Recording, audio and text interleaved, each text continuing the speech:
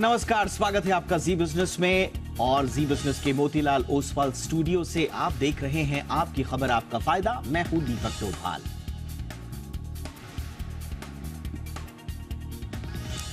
अगर आपने पैसे बचाए हैं तो आपका बुढ़ापा परिवार के लिए कभी बोझ नहीं हो सकता। लेकिन हाल ही में एक चौंकाने वाले सर्वे के मुताबिक देश में तकरीबन 75% बुजुर्ग महिलाओं की कोई सेविंग ही नहीं है, जिसके चलते उन्हें तमाम दिक्कतों का सामना करना पड़ता है बुढ़ापे में। ये आंकड़े बुजुर्ग महिलाओं से जुड़े हुए हैं, लेकिन ऐसे ही हालात लगभग हर बुजुर्ग के हैं। ऐसे में आज हम सीनियर सिटीजन सेविंग के महत्व पर चर्चा करेंगे, समझेंगे कि जब हम कमाते हैं तभी बुढ़ापे के लिए सेविंग क्यों करनी चाहिए, कौन कौन से जरिए हैं जिससे लोग अपने बुढ़ापे को आर्थिक रूप से ज्यादा सुरक्षित कर सकते हैं, और समझने की कोशिश करेंगे कि भारत में जो ओल्ड एज पॉपुलेशन है, क्या हम उनके दर्द को समझ पाए हैं, उनकी चिंताओं को समझ पाए हैं, उनकी इन्वेस्टमेंट से जुड़ी हुई, उनकी सेविंग से जुड़ी हुई जो समझ है, और उसके बाद जो उन्हें बुढ़ापे में दिक्कतें आती हैं, क्या हम उन्हें एड्रेस कर पा रहे हैं। बहुत खास मेहमानों का पैनल हमारे साथ है। पहले ये रिपोर्ट।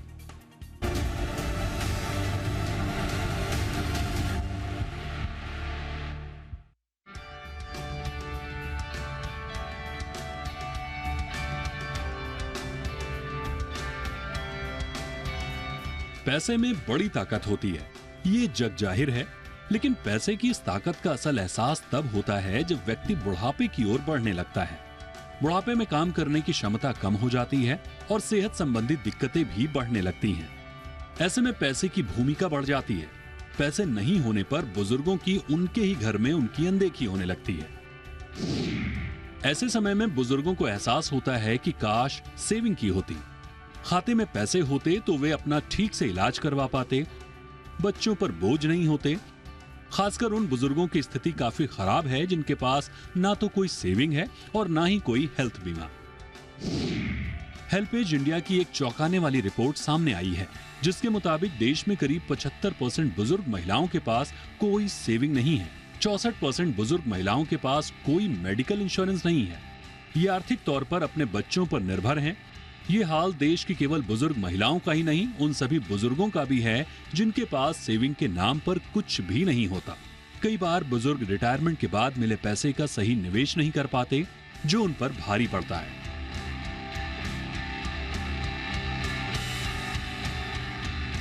आज हम बुजुर्गों के लिए निवेश के उन विकल्पों पर बात करेंगे जहां न केवल बेहतर रिटर्न मिल सकता है, बल्कि इन विकल्पों में से कुछ में रिटर्न की गारंटी भी होती है। सबसे पहले सीनियर सिटीजन सेविंग स्कीम यानी SCSS की बात करते हैं। इसमें गारंटीड रिटर्न मिलता है। ये निवेश विकल्प उनके लिए है जिनकी उम्र 60 साल या उससे ज्यादा है। इसमें VRS लेने वाले लोग भी निवेश कर सकते हैं। SCSS में सालाना 8.2% की दर से ब्याज मिलता है। वहीं बुढ़ापे की लाठी के तौर पर मंथली पेंशन के लिए नेशनल पेंशन सिस्टम यानी NPS एक बेहतर विकल्प है। NPS में 18 से 70 साल के बीच कोई भी व्यक्ति निवेश कर सकता है। इसमें रिटर्न की गुंजाइश बेहतर होती है। इसके अलावा वरिष्ठ पेंशन बीमा योजना भी एक बेहतर विकल्प है। इसमें आपके एक मुश्त निवेश पर आपको सालाना 8% की ब्याज दर से पेंशन दी जाती है। ये पेंशन 10 साल तक दी जाती है और इसे महीने, तिमाही, छमाही और वार्षिक आधार पर जैसे चाहे कोई ले सकता है। वहीं अटल पेंशन योजना के तहत 60 साल की उम्र के बाद लोगों को 1000 रुपए से लेकर 5000 रुपए तक मासिक पेंशन का लाभ दिया जाता है। आपको कितनी पेंशन मिलेगी ये जमा धनराशि पर निर्भर करता है। 18 से 40 वर्ष के लोग जो टैक्स पेयर नहीं हैं, वे इस स्कीम में निवेश कर सकते हैं। प्रधानमंत्री वय वंदना योजना यानी PMVVY भी उनके लिए सुरक्षित निवेश है जो लोग रिटायरमेंट के बाद सिक्योर रिटर्न चाहते हैं। PMVVY में 7.4% ब्याज मिलता है। बुजुर्गों के लिए ये कुछ ऐसे सुरक्षित और गारंटीड रिटर्न वाले प्लान हैं जिनमें निवेश के साथ कोई भी सीनियर सिटीजन अपने बुढ़ापे को बेहतर तरीके से काटने का औजार बना सकता है। निवेश के इन विकल्पों के अलावा समय रहते अगर किसी प्रॉपर्टी में निवेश किया जाए तो बुढ़ापे में इससे मिलने वाला रेंट भी जीविकोपार्जन का अच्छा साधन बन सकता है। इन उपायों के अपनाने से ना तो कोई बुजुर्ग अपने परिवार पर बोझ बनेगा और ना ही बुढ़ापा किसी पर भारी पड़ेगा।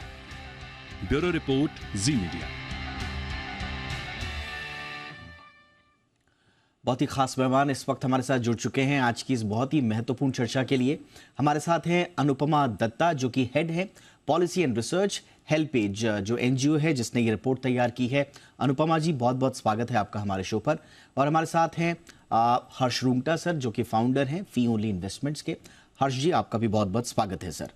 अनुपमा जी, मैं आपसे ही चर्चा की शुरुआत करना चाहूँगा, और बहुत सारी लेयर्स हैं आपकी इस रिपोर्ट में, और दर्शकों को थोड़ा ये समझाना भी हम चाहेंगे कि आज हम ओल्ड एज में सेविंग्स और निवेश की बात इसलिए कर रहे हैं क्योंकि उसका एक बैकग्राउंड है, बहुत इंपॉर्टेंट बैकग्राउंड ये है कि आज world Elder abuse awareness day है, और सेविंग नहीं होना, अच्छे तरीके से निवेश नहीं होना, फिनेंशियल डिपेंडेंसी होना, इसके बाद धीरे धीरे हमारे ओल्ड एज लोगों को किस तरह से उनको अब्यूज का सामना करना पड़ता है, ये बहुत बड़ा कोरिलेशन है। इसलिए हम थोड़ा सा अलग अलग लेयर्स में से समझने की कोशिश करेंगे। अनुपमा जी, ज्यादा वक्त नहीं लूंगा, पहला सवाल आपसे यही, आपके 80% रिस्पोंडेंट्स कह रहे हैं कि उनकी डिपेंडेंसी है पूरी तरह से, बच्चों पर निर्भर है अपने फाइनेंशियल सपोर्ट के लिए। सबसे बड़ा कारण क्या लगता है मैम आपको, ये डिपेंडेंसी, ये इंडिपेंडेंस क्यों नहीं है, फाइनेंशियल फ्रीडम क्यों नहीं है उनके पास? इसके बहुत सारे कारण हैं। एक तो ये कि अगर आप हमारी लेबर को देखें तो ज़्यादातर लोग असंगठित क्षेत्र में काम करते हैं। उनके पास कोई ज़रिया नहीं रहता कि वो पेंशन उनको मिले बाद में, अनलेस उन्होंने अपने खुद से सेव किया हो। और बहुत से लोग ऐसे होते हैं जिनके पास बहुत प्रोडक्टिव ईयर्स में बहुत ज़्यादा इनकम नहीं होती, वो सेव ही नहीं कर पाते। तो इस तरह के दो लोग हैं। प्लस जो ये रिपोर्ट जो है, जो विमेन के ऊपर आधारित है, उसमें ये बात है सबसे बड़ी कि वो हाउसवाइफ्स होती हैं जनरली। बहुत कम महिलाएं हैं जो काम करती हैं और उनको ये सब फाइनेंशियल लिटरेसी होता है। तो ना तो महिला खुद उसके पास पैसे होते हैं वो जमा करने के लिए या इन्वेस्ट करने के लिए, और ना ही उसकी फैमिली उसके लिए इन्वेस्ट करती है उसके नाम पे। वो कहते हैं कि आप हमारे साथ रहिए और हम आपकी फैमिली है, हमें तो आपको देखना है तो हम आपको देखेंगे। लेकिन उसमें सबसे बड़ी चैलेंज ये हो जाती है कि ये फैमिली के ऊपर फिर एक मतलब एक फैमिली की गुडविल पे है। अगर वो करना चाहें तो करें और नहीं करना चाहें तो ना करें। तो उसमें बहुत सारे चैलेंजेस होते हैं। और विद बढ़ती उम्र के साथ, क्योंकि लोगों के ज़्यादातर लोगों को बीमारी होती है और नॉन कम्युनिकेबल डिजीज़ेस होते हैं जिसका कोई परमानेंट इलाज नहीं होता, उसका कंटिन्यूस ट्रीटमेंट करना पड़ता है। उसके लिए पैसे काफ़ी जाते हैं, उसके लिए दवाइयाँ काफ़ी, उसके लिए पैसा खर्चा होता है, कंसल्टेशन में पैसा खर्चा होता है। तो इसीलिए अगर आप हमारी रिपोर्ट को और भी ध्यान से पढ़ेंगे तो उसमें ये भी लिखा है कि ज़्यादातर लोग जो महिलाएं हैं वो पब्लिक फैसिलिटी पे डिपेंडेंट हैं। और पब्लिक फैसिलिटी के अपने चैलेंजेस होते हैं। प्राइवेट फैसिलिटी का वो उस रिपोर्ट में भी आया कि वो ट्रीटमेंट अफोर्ड नहीं कर सकते, तो ट्रीटमेंट को बीच में ही छोड़ देते हैं, उससे सेहत पे असर पड़ता है। तो बहुत सारी ऐसी चीजें हैं जिसका एब्सोल्युटली मैम, मैं थोड़ा सा, यस मैम, बिल्कुल, जो फैमिली के बाहर के जो चीजें हैं मैं उन पर भी आऊंगा, लेकिन जो फैमिली के अंदर जो इकोसिस्टम है फाइनेंशियल प्लानिंग को लेकर, मैं रूंगटा सर, आपका एक बहुत लंबा अनुभव है सर फाइनेंशियल प्लानिंग को लेकर, आपका अनुभव क्या है? इस रिपोर्ट को पढ़ने के बाद एक चिंता फिर से उजागर होती है कि financial literacy, financial decision making में हमारे देश की महिलाएं अभी भी बहुत पीछे हैं। परिवार ने कहा तो एसआईपी करेंगी, परिवार ने कहा इसलिए एलआईसी या इंश्योरेंस होगा, परिवार ने कहा तो प्रॉपर्टी उनके नाम पे हो जाएगी, वो भी इसलिए क्योंकि सेविंग होगी। ऐसा लगता है कि सारी की सारी जो डिसीजंस ली जा रही हैं महिला के लिए, वो परोक्ष रूप से ली जा रही हैं। ये क्या आपका भी एक्सपीरियंस है सर? उसकी वजह से हम देख रहे हैं कि 75% महिलाओं के पास ना सेविंग है और डिपेंडेंसी है बच्चों पर। तो आई थिंक ये बहुत ही इम्पोर्टेंट पहलू आपने उठाया है। और जो महिलाओं की स्थिति है वो हमारे समाज की जो स्थिति है, जो एक पुरुष प्रधान जो सारा ढांचा है, तो बुजुर्गों को सभी को प्रॉब्लम होती है। जिनके पास पैसे हैं उनको भी प्रॉब्लम होती, अलग टाइप की प्रॉब्लम होती है। बिकॉज प्रॉब्लम सिर्फ फाइनेंशियल नहीं होती, फाइनेंशियल खैर बहुत इंपॉर्टेंट चीज़ है, लेकिन वो सिर्फ अकेली एक प्रॉब्लम नहीं है। सोशल इश्यूज हैं, इमोशनल इश्यूज हैं, फिजिकल इश्यूज हैं, जैसे अनुपमा जी ने कहा। लेकिन वो सारी इश्यूज का और ज़्यादा इम्पैक्ट होता है जब फाइनेंशियल इश्यूज भी हों। तो दो चीजें, अगर तीन चीजों का एक्चुअली मिश्रण हम करें, एक तो कि कमाई करते समय भी विमेन का जो उसका जो कंट्रीब्यूशन है, उसका कोई भी जिसे कहते हैं कि रिकग्नाइज्ड तरीके से वो रिकग्नाइज नहीं होता। कोई भी परिवार बिना विमेन के बन नहीं सकता, लेकिन अगर वो सिर्फ होम मेकर हैं तो उनका रिकग्निशन, जो काम उन्होंने किया है परिवार को बनाने के लिए, उसका कोई रिकग्निशन नहीं है, जैसा आपने शुरू में कहा। पहली बात। अब ये एक अलग बात है कि वो खुद भी इंटरेस्ट उसमें नहीं लेती। थर्ड, एज अ फैमिली, अगर हम आज से 5, 7, 10 साल पहले बात करते, तो इवन पुरुषों से अगर हम बात करते तो वो खुद भी रिटायरमेंट के बारे में नहीं सोच रहे होते। तो उनकी पत्नी, एक तो डिसीजन पुरुष लेते हैं, सेकंड वो खुद की रिटायरमेंट के बारे में नहीं सोच रहे होते हैं, तो पत्नी की रिटायरमेंट के बारे में, मेरे बाद में क्या होगा, because women live longer than main. Okay, तो वो पत्नी ज्यादा करके आदमियों से ज्यादा जीती हैं, उसके बाद क्या होगा, मेरे जाने के बाद क्या होगा, उसका कोई प्लानिंग नहीं होता। बिल्कुल सर। आज से 8-10 साल पहले अगर आप देखते तो सबसे ज्यादा टॉप में प्रायोरिटी आता बच्चों का हायर एजुकेशन। हाँ। अब जरूर जाके पिछले 2-3-4 सालों में बहुत मीडिया और बहुत से स्टडीज वगैरह से अब समझ में आता है कि टॉप प्रायोरिटी हो रही है यंगर जनरेशन की, कि रिटायरमेंट के लिए पहले खुद को तैयार करना चाहिए। ये आपने इंपॉर्टेंट बात बोली सर। ये आपने दो इंपॉर्टेंट बात बोली। एक तो आजकल का जो ट्रेंड है, हम देख रहे हैं कि अब 20s से 30s से बच्चे जो है, यंगस्टर्स जो है, वो इन्वेस्टमेंट करना शुरू कर दे रहे हैं, उनको चिंता हो रही है। लेकिन आज भी एक बड़ा तबका, और खासतौर से वुमेन का मैं जिक्र इसलिए कर रहा हूं क्योंकि 53% है इंडिया की एजिंग पॉपुलेशन में वुमेन का हिस्सेदारी, और उनके जो चैलेंजेस हैं उनके बारे में कोई बात नहीं कर रहा है। आज ये रिपोर्ट आई है, 2-4 दिन बात होगी, लेकिन उनका कौन सहारा होगा, क्या होगा, ये कुछ नहीं। हम करेंगे बात इस पे कि कैसे हम और सुरक्षित बुढ़ापे को बना सकते हैं इन्वेस्टमेंट पॉइंट ऑफ व्यू से। लेकिन मैं थोड़ा सा वापस अनुपमा जी के पास आना चाहूंगा। अनुपमा जी, बहुत सारी डिस्पैरिटीज हम देख रहे हैं, खासतौर से वुमेन के मामले में, access to finance, employment, health care, security, यहाँ तक कि डिजिटल डिवाइस का एक बहुत अच्छा डेटा मैं देख रहा था कि old age people, specially women के पास डिजिटल एक्सेस भी नहीं है, फोन चलाना नहीं आता, टेक्नोलॉजी से वाबस्ता नहीं है, वेलफेयर स्कीम से तो दूर छोड़ दीजिए आप। तो ये भी एक इश्यू है मैम। बहुत इम्पॉर्टेंट। और जबकि हमारे देश में ई गवर्नेंस को बहुत ही महत्व दिया जा रहा है, तो बहुत सारे केसेस हमारे पास आते हैं जहाँ पे जो, ये तो आप लोग तो इन्वेस्टमेंट की बात कर रहे हो, जो नॉन कॉन्ट्रीब्यूटरी पेंशन होती है सरकार देती है जो बिलो पॉवर्टी लाइन वाले लोगों को, उसमें अगर ये कहा जाए कि आप अपना जो एप्लीकेशन है वो ई माध्यम के ज़रिए ही दे सकते हैं, तो जिनके पास एक्सेस नहीं है उनको बहुत ही दिक्कत होती है। उनको पेमेंट करना पड़ता है किसी मिडिल मैन को, अपने सारे डॉक्यूमेंट्स शेयर करने पड़ते हैं उसके साथ, और उसमें ना सिर्फ उनका पैसा जाता है, बट उनके सेफ्टी ऑफ द डॉक्यूमेंट्स भी कॉम्प्रोमाइज़ होते हैं।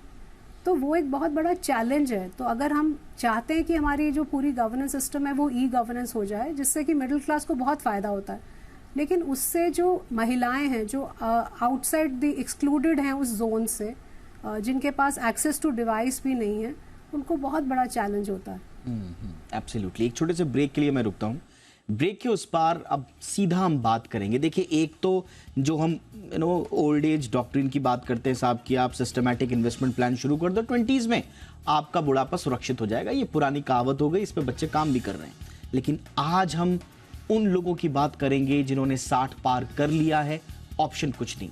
अब भूतकाल में तो जा नहीं सकते हैं, वर्तमान खराब है, क्या कोई ऑप्शन है? इंडिविजुअल लेवल पे, पॉलिसी लेवल पे भी हम बात करेंगे, लेकिन इंडिविजुअल लेवल पे क्या सीख मिलती है या कुछ अभी भी हो सकता है, इस पर बातचीत करेंगे। तो बुढ़ापे की लाठी, निवेश ही साथी। कई लोगों को ये मंत्र मालूम है तो वो समय पर तैयारी कर लेते हैं, लेकिन भारत में जो ताज़ा रिपोर्ट आई है ओल्ड एज फाउंडेशन की, वो ये बताती है कि हेल्प एज फाउंडेशन, माफ़ कीजिएगा, वो ये बताती है कि अभी भी हमारे बुज़ुर्गों की स्थिति ठीक नहीं है। निवेश के मामले में, फाइनेंशियल सपोर्ट के मामले में वो पूरी तरह से डिपेंडेंट है अपने बच्चों पर, और उनमें भी जो महिलाएं हैं, जो बुज़ुर्ग महिलाएं हैं, उनकी स्थिति ज़्यादा ख़राब है। रुंगटा सर, अब मैं आपके पास आना चाहूँगा, और सबसे पहले उन लोगों की कैटेगरी जो तमाम नौकरी होने के बावजूद, थोड़ा बहुत उनके आय के स्रोत होने के बावजूद रिटायरमेंट के बाद की फाइनेंशियल प्लानिंग नहीं कर पाती, तो कोई मंत्र उनके लिए सर? दो तीन चीजें हैं। एक तो जो पुराना ढर्रा चलता आ रहा है, उसको आप, अगर वो बोलते हैं ना, necessity is the mother of invention, तो अगर आपके पास रिसोर्सेज नहीं है, आपने आजीवन काम किया है, ये तो रिलेटिवली समृद्ध लोगों की बात कर रहे हैं जिनके पास कुछ तो रिसोर्स है, अपना रहने का घर है, सही बात, थोड़े तो सेविंग्स हैं, तो कम से, जैसे थोड़ी सेविंग स्कीम्स आपने कही, एक चीज नॉर्मली इस तबके की मैं बात कर रहा हूं जिन्होंने जिंदगी भर काम किया और कुछ पैसे जुटा लिए, नॉर्मली घर जुटा लेते हैं, उसमें एक स्कीम है रिवर्स मॉर्टगेज।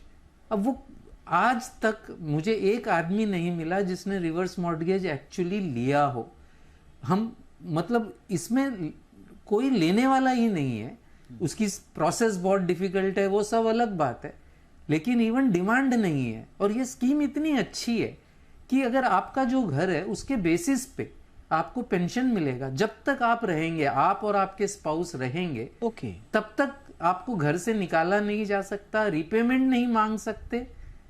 दोनों की डेथ के बाद अगर आपके जो उत्तराधिकारी हैं वो या तो लोन विथ इंटरेस्ट पेमेंट कर दें, अपना घर ले लें, और अगर वो पैसा नहीं देना चाहते तो वो घर बेच के बैंक अपना लोन वापस ले लेगी, और लोन वो इतना ही देती है कि घर बेच के उसको वो चुकता कर सके, वो एक्शन नहीं ले सकती कुछ भी बोरोवर्स के अगेंस्ट में। तो बहुत अच्छी स्कीम है, लेकिन ये, और लोगों को मालूम भी, आप पेपर उठा के देख लीजिए, दुनिया भर के आर्टिकल्स मिलेंगे आपको रिवर्स मॉर्टगेज पे, लेकिन आर्टिकल्स ज्यादा मिलेंगे, लेने वाले लोग उतने भी नहीं है जितने इस पे आर्टिकल्स छपे हैं। तो ये हो गया। या आपके पास ज्वेलरी होती है, या मैंने कई देखा है जहां पे छोटा सा कोई लैंड का पीस है, अब क्या पता क्या कारण होता है कि वो नहीं बेचते, तकलीफ पाते हैं लेकिन नहीं बेचते। तो ये तो मैं समृद्ध लोगों की, ये रिलेटिवली समृद्ध लोगों की बात कर रहा हूं। इसके पीछे सर क्या वो मानसिकता है कि अगर हम इस तरह का कोई स्कीम लेंगे तो हम बच्चों पर शायद एक तरह से उन पर विश्वास नहीं कर रहे हैं, या बच्चों को लगेगा कि भाई आप बैंक जा रहे हैं, हमारे होते हुए तो समाज हमारे बारे में क्या कहेगा, हमें गैर जिम्मेदार बच्चा मान लेगा। ये इस तरह की प्रवृत्तियां भी आपको लगता है सर ये होंगी? क्यों? होम लोन लेते हो तो समाज कुछ कहता है, ये होम लोन है, रिवर्स ऑफ होम लोन है। होम लोन में एक मुश्त पैसा आप लेते हो और उसको किश्तों में चुकाते हो, यहाँ पे किश्तों में लोन मिलता है और एक मुश्त आपके उत्तराधिकारी चुकाएंगे या फ्लैट बेच के चुकाएंगे। समाज को तो मालूम भी रखने की जरूरत नहीं है। आपको कोई जाके किसी को ढिंडोरा नहीं पीटना है कि मैंने रिवर्स मॉर्टगेज लोन लिया है। सही बात। लेकिन और ये ओनली सॉल्यूशन नहीं है, मतलब ये तो उन लोगों के लिए है जिनके पास कोई सॉल्यूशन की जगह है। बिल्कुल, जिनके पास कुछ तो रिसोर्सेज बेचा जा सकता। सही बात है, सही बात है। मैं आऊंगा सर आपके पास। मैं अनुपमा जी मैं जिस तबके की अनुपमा जी बात कर रही हैं, हाँ, उनके पास तो ये भी नहीं। मैं उसी पे आऊंगा। तो मतलब वो उनको, हाँ बिल्कुल अनुपमा जी, मैं उसी तबके की मैं बात कर रहा हूँ। खास तौर से जो आपने कहा कि अनऑर्गेनाइज सेक्टर, वहां पर तो बहुत हालत खराब है। हमारे हिंदुस्तान में ये एक प्रवृत्ति है कि माँ बाप पेट काट काट के बच्चों का भरण पोषण करेंगे इस आस में कि वो बड़े होंगे और उनके बुढ़ापे का सहारा बनेंगे, लेकिन अन्य अन्य कारणों से आज के स्थिति में ऐसा लगता है कि बच्चे भी एक समय के बाद अपनी राहें चुन लेते हैं और शायद पीछे छूट जाते हैं उनके माँ बाप, जिन्होंने पूरा लाइफ कॉम्प्रोमाइज करके बच्चों को इस स्थिति में ला खड़ा किया। ऐसे माँ बाप के लिए, ऐसे बुजुर्गों के लिए क्या सरकारी पॉलिसी ही एक सहारा है मैम, या हमें सेंसिटाइज ऐसे सोसाइटी भी होना होगा? इसमें दो तीन चीज़ें मैं जैसे आपको बता रही थी पहले भी कि एक तो ये कि फैमिली जहाँ पे उनके पास एडिक्वेट रिसोर्सेज नहीं है। दूसरी बात ये जो सबसे इम्पॉर्टेंट है, जो हमें एक एज अ सोसाइटी हमें सोचना है, वो ये कि लॉन्जिविटी इंक्रीज हो रही है। पहले जब आप 60 साल की उम्र बहुत कम लोगों को के तक जाते थे, अब एवरेज एज हमारी 80 होने वाली है। तो अगर एवरेज लाइफ स्पैन हमारा बढ़ रहा है तो क्या हम उसके अकॉर्डिंगली सेव कर रहे हैं, क्या हम उसके अकॉर्डिंगली अर्न कर रहे हैं? बहुत बार हम कहते हैं कि लोग सेव नहीं करते फॉर वेरियस रीजंस, लेकिन हम सेव भी करते हैं तो क्या हमारे एडिक्वेट प्लानिंग, जिसे कहेंगे कि हमने क्या एडिक्वेट सेव किया, जो हमें अगर हम 60 पहुंचे तो अगर 20 साल और ज़िंदा रहना है या 25 साल और ज़िंदा रहना है, तो क्या वो इन्फ्लेशन को डील करेगा मेरा जो पैसा है? क्या वो मेरे मेडिकल बिल्स को डील करेगा मेरा पैसा जो है? कोई अगर इमरजेंसी आ गई तो वो उसको डील कर पाएगा? तो वो एक जो एवरेज लाइफ स्पैन जो इंक्रीज हुआ है, और पर्टिकुलरली आपने जैसे मेंशन किया था कि महिलाएं पुरुषों से 2 या 5 साल ज़्यादा ही जिंदा रहती हैं, तो वो जो प्लानिंग है वहाँ पे प्लानिंग भी कभी कभी फेल हो जाती है कि आपने पैसा तो जमा किया लेकिन आपके खर्चे बढ़ गए। तो फिर उसमें आप क्या करेंगे? आप फर्स्ट रिकॉर्स होता है कि आप फैमिली के पास चले जाएं, क्योंकि इंडिया में नॉर्मली आप आई विल फाइंड कि फैमिली, जैसे हमारे सर्वे में भी पता चला कि फैमिली जो है वो सपोर्ट करती है। अब वो कितना विलिंगली कर रही है, कितना अनविलिंगली कर रही है, और कितने लोग उससे रिस्पॉन्सिबिलिटी से कतरा के भाग रहे हैं, अबैंडन कर रहे हैं, वो एक समस्या है जहाँ पे सरकार कुछ कर सकती है। बट फैमिली के लेवल पे भी मुझे लगता है कि उतनी अभी समझ या हमें कि हम एग्जैक्टली प्लान करें कि अगले 20 साल मुझे कितने पैसे चाहिए होंगे, आई डोंट थिंक कोई इतना सीरियसली उसको प्लानिंग करता है। एब्सोल्युटली। रुंगटा सर, अब यही इस स्थिति में ना पहुंचे जिस स्थिति में हमारे इस सर्वे के बाद जो हमें 75 से 80% बुजुर्ग दिख रहे हैं, उस स्थिति में ये आज का सबसे बड़ा सवाल यही है। हालांकि इसको लेकर थोड़ा अवेयरनेस बढ़ी है थैंक्स टू बहुत सारे प्रोग्राम्स, आप भी हमारे शोज में बीच बीच पे आकर अपना मार्गदर्शन देते हैं लोगों को, लेकिन हर कोई यही समझना चाह रहा होगा कि ऐसी स्थिति में जहां पर पेंशन वगैरह महंगाई और ये सब हो रहा है, सही एज में किस तरह की सोच होनी चाहिए ताकि बुढ़ापा सिक्योर रहे?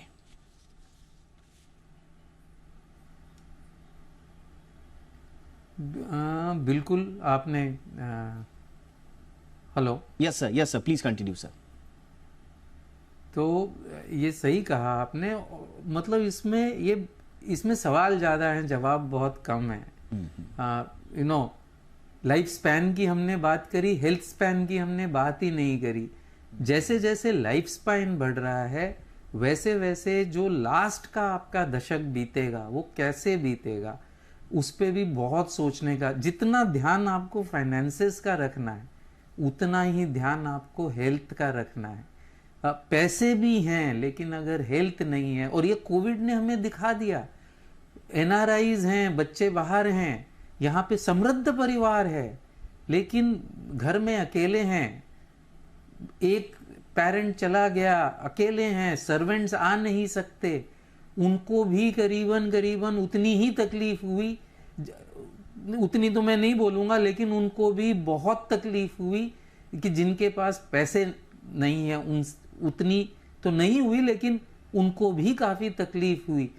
तो ये सोचने का एक आई थिंक टैंक्स हैं, जैसे हेल्पेज इंडिया, ये जो अनुपमा जी हैं, ये लोग इसके बारे में जानते हैं और इसके बारे में सोचना, सारे पहलुओं से सोचना। फाइनेंस सिर्फ एक हिस्सा है, बहुत बड़ा हिस्सा है, सही कहा आपने, बट सिर्फ एक हिस्सा है। बिल्कुल आपने सही कहा। दूसरे मुद्दे हैं। Yes sir. और 10 करोड़ ऑलरेडी ओल्ड लोग हैं और बढ़ते जा रहे हैं। तो मुझे लगता है बहुत सीरियस इशू। मुझे लगता है सर, बहुत ज्यादा हम लोग बात करते हैं यंग इंडिया की, उभरते हुए इंडिया की, जिसका ज्यादातर वर्कफोर्स 35 साल से कम उम्र का है। हम इसका एक शाइनिंग पार्ट जो है वो पूरी दुनिया के सामने रखते हैं, लेकिन मुझे लगता है हेल्पेज इंडिया की ये रिपोर्ट कम से कम ये बताती है कि एक बड़ा तबका हमारे ओल्ड एज लोगों का भी है जिसकी तरफ आपको ध्यान देना होगा। ना बचत है, खासतौर से अनऑर्गेनाइज सेक्टर में, ना उनके पास पेंशन है, तो बुढ़ापे में उनको किस किस तरह की टेंशन होंगी हमें आप समझ सकते हैं। इसके अलावा जो दोनों हमारे मेहमान कह रहे हैं कि जिनके पास पैसे भी हैं, जिनके पास प्रॉपर्टी भी है, एक सोर्स भी है, उसके बावजूद जो उनके दूसरी दुश्वारियां हैं उनके बारे में कौन सोचेगा? मुझे लगता है कि एक थोड़ा सा हमें ध्यान, चाहे साल में 1-2 बार ही सही, लेकिन पॉलिसी लेवल पर ध्यान देना चाहिए हमारी इस पॉपुलेशन पर भी, बजाय कि हम पूरी दुनिया में सिर्फ यंग इंडिया के बारे में बात करते रहें। हमारे ओल्ड इंडिया के लोग भी उतने ही इंपॉर्टेंट हैं इस देश के विकास और इसके भविष्य के लिए जितना कि यंग। बहुत बहुत शुक्रिया आप दोनों का वक्त निकालने के लिए। Anupam ma'am, thank you so much. Rungta sir, बहुत बहुत शुक्रिया सर। आपकी खबर आपका फायदा में इतना ही, इजाजत दें।